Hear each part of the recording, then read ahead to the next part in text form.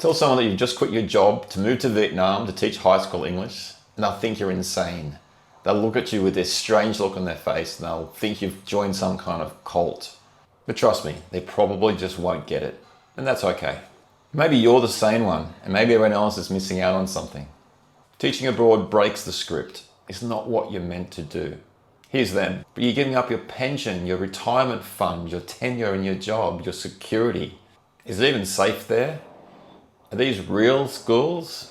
What's an international school anyway? Are you just going to be teaching English? It's a poor country. You're going to be paid peanuts. How can you save any money? You'll never get out of the place. You'll never be able to afford to go anywhere. Don't you want to buy a house and settle down? Here's you. I'll get to travel and see the world. I'll teach highly motivated students from all over the place. I'll be respected as a teacher. Holidays to new countries 4 times a year, and a huge summer holiday as well. My accommodation's paid for. I get return flights paid for every single year. I have free private health insurance. I might learn a new language. I'm certainly going to learn about new cultures. I'm going to learn a lot about the world. Many international schools pay a whole lot more than what I'd be getting if I stayed back home.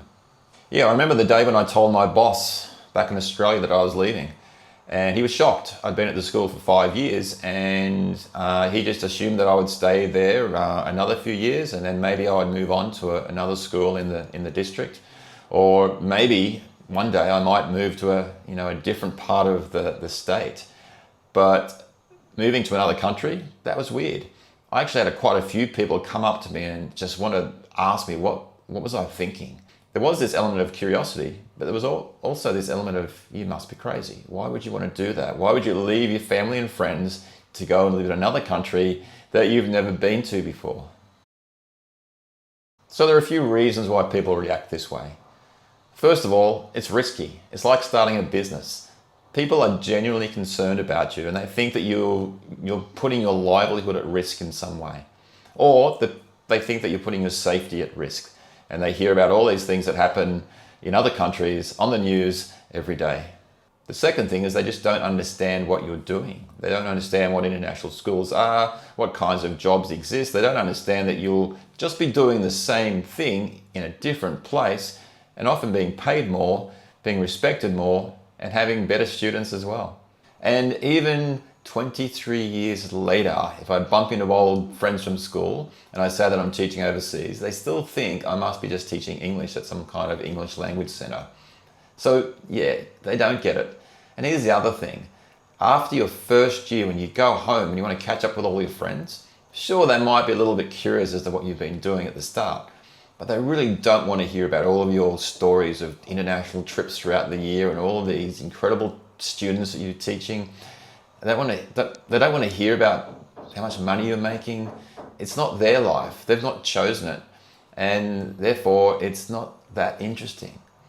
And here's another kicker. When you do eventually decide to move back home, it might be tough. I tried it once myself, and I actually had what I would call reverse culture shock. It was tough going back. And a part of it being tough is the fact that people really don't understand what you've been doing. I once had a boss who applied to an international school in Singapore and he didn't get the job. And he had the best resume and the best experience, wife and 2 kids. He was going to travel the world, he was going to do all these exciting things, but he didn't get the job. And he knew that I was thinking about doing the same thing. And he told me, it's too hard. I didn't get it. What chance have you got? That was my incentive to actually go about this, to explore this international teaching thing, to get my foot in the door. And then in the end, I found myself in Singapore, and I was certainly pretty quick to let him know that I'd made it to where he thought I might not ever actually get. The other thing is that maybe people want to do exciting things themselves, but they're not brave enough. And when they see you doing it, it's challenging for them. And so they question it and they say, no, this is just silly. You can't do this, surely. You're just the same as me. How can you go off and have all these exciting adventures and travel the world and teach in these international schools that pay you really well, where you get respected, where you don't have any management problems in your class, where students are all well behaved? That can't be real, surely. If it was, I'd be doing it, wouldn't I? And the other thing is that maybe they just think they've missed the boat. This is something that they would do. and they don't have the courage to do what you're about to do. And so they question it.